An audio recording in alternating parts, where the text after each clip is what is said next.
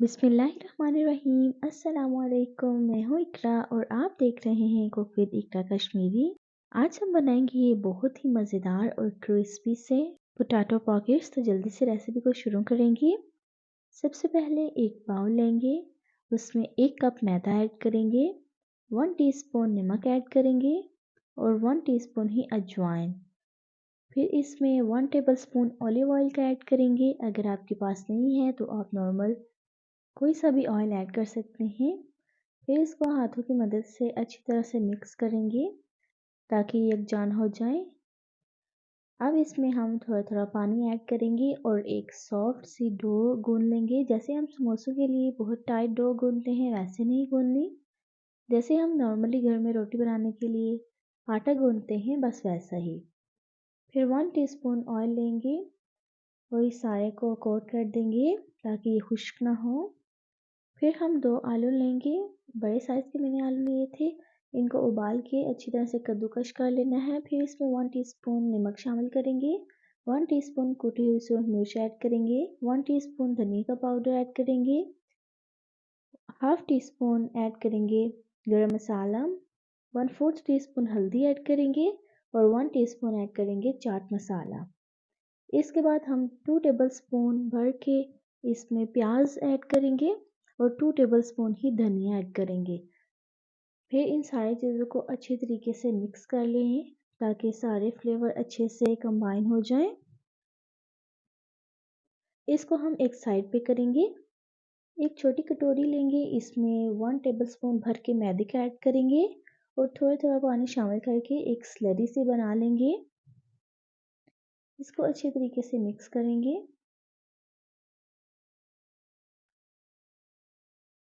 फिर जो मैदा हमने गूंद के रखा था वो लेंगे और इसको इक्वली 2 पार्ट्स में डिवाइड करेंगे। अब हम इसका एक पेड़ा बना लेंगे जैसे हम नॉर्मली बनाते हैं।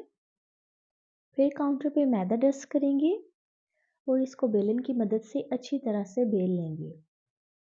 इस बात का खास ध्यान रखें कि आपने इसको बहुत मोटा नहीं बेलना, इंतहाई बारीक बेलना है। और इस बात की फिक्र नहीं करनी कि ये फट जाएगा, ये मैदा है इसमें लचक बहुत होती है इसलिए ये नहीं फटेगा। किनारों को हम कटर की मदद से काट लेंगे और बाकी इसको हम 3 हिस्सों में डिवाइड कर देंगे।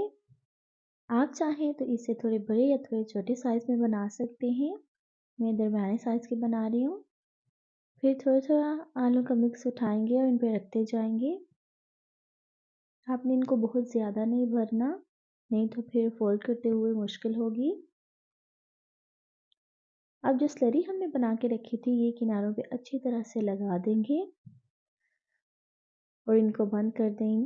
ध्यान रखें कि इस स्टेज पे आपने इनको अच्छी तरह से बंद करना है, नहीं तो फिर इनके अंदर ऑयल चला जाएगा और ये बहुत ज़्यादा ऑयली हो जाते हैं जो खाने में बिल्कुल भी अच्छे नहीं लगते। अब मैंने सारे बिल्कुल तैयार करके रख लिए हैं। अब इनको फ्राई करेंगे। जब ऑयल अच्छी तरह से गर्म हो जाए तो आपने मीडियम लो फ्लेम पर इनको फ्राई करना है। फ्लेम को भी हाई बिल्कुल भी नहीं करना क्योंकि इससे इनके ऊपर एकदम से कलर आना शुरू हो जाएगा और अंदर से ये अच्छे से नहीं पकेंगे। तकरीबन 3 से 4 मिनट मैंने एक साइड से पका लिए हैं और इन पर गोल्डन कलर आना शुरू हो गया है।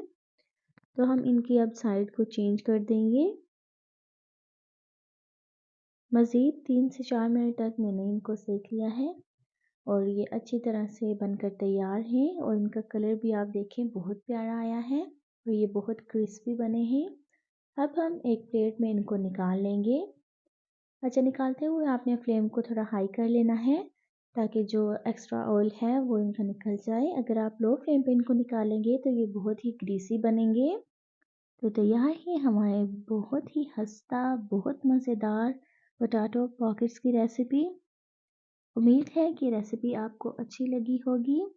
अगर रेसिपी अच्छी लगी हो तो मेरे चैनल को सब्सक्राइब कीजिएगा, वीडियो को लाइक शेयर और कमेंट ज़रूर कीजिएगा। फीडबैक देना आपने बिल्कुल भी नहीं भूलना। अपना ख्याल रखिएगा, अपने प्यारों का भी दुआओं में याद रखिएगा। मिलते हैं नेक्स्ट वीडियो में, तब तक के लिए अल्लाह हाफिज़।